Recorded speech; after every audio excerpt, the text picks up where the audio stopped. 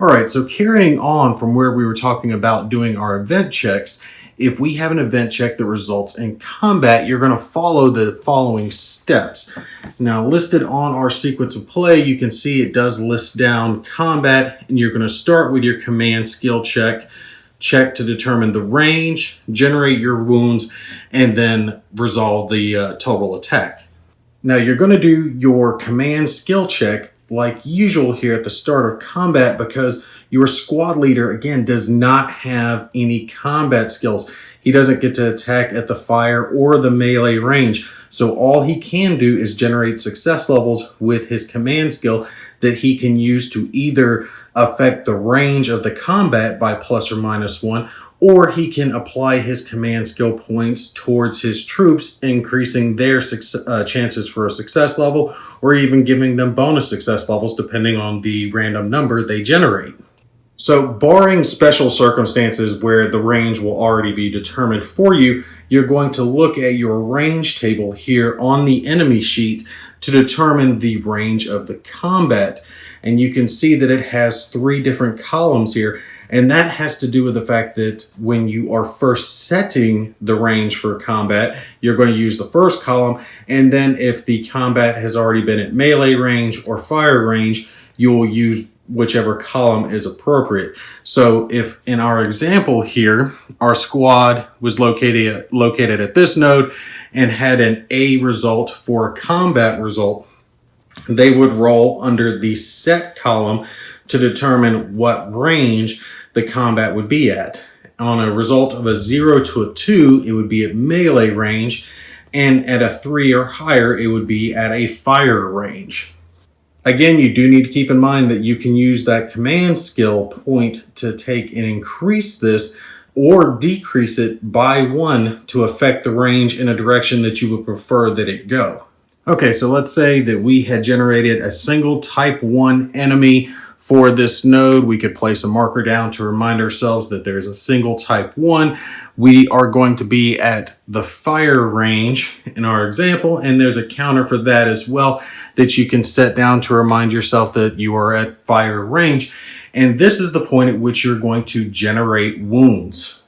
Now, the generation of all wounds, whether it's from your squad or from the enemies, is going to happen simultaneously. So it's unless there's something like an ambush situation that affects that, generally speaking, combat will be handled simultaneously. So you'll generate the total amount of wounds for your squad, the total amount of wounds for the enemy, and then apply them back and forth.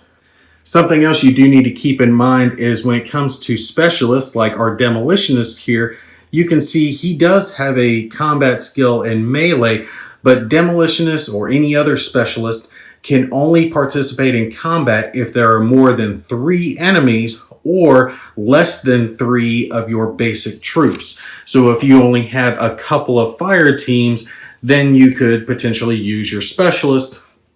Or if you had a huge squad of enemies, then you could generate success levels. But generally speaking, your specialists are not going to contribute when it comes to combat.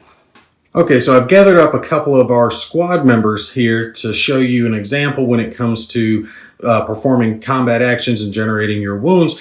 You're going to look at whichever is the appropriate stat. Again, for us, we're at the fire stat, so ranged combat. So we would generate success levels for this fire team using the number 4. And we would do it the same way we generate any other success levels. Roll a random number and then divide that number by this skill, dropping in your remainder, and that would be the amount of success levels that you do have. So that's how many wounds that the individual squad member generates. You will have some specialized squad members like this sniper who, when it comes to the fire range, has 2 numbers listed, and that's going to be handled by rolling twice when it comes to their fire range. So you'll generate a success level for the 3 and then generate success levels for the 4. You'll roll for each one of those numbers.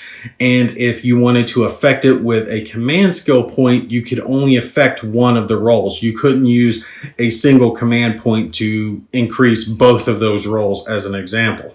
Once you had generated the wounds that your squad had performed during their combat, you can just set them to the side for the moment, and then you can generate wounds in the exact same fashion for the enemy troops that were generated during the combat. We see for this mercenary soldier, they have a fire skill of 4. Same way, do a random number generation, divide, see how many success levels, and that's how many wounds that they'll generate towards your squad. Now, when it comes to wounds that the enemy generates that go towards your squad members, you can allocate those in any way that you desire. You can spread them out. You can bunch them up all on one single unit if you want. You can assign those wounds however you want to your own troops. When it comes to the wounds that you generate to the enemy, though, they'll be handled a little bit differently. You can assign a maximum of half the total number of wounds, rounding down, to a single enemy unit, and then the rest must be spread out as evenly as possible.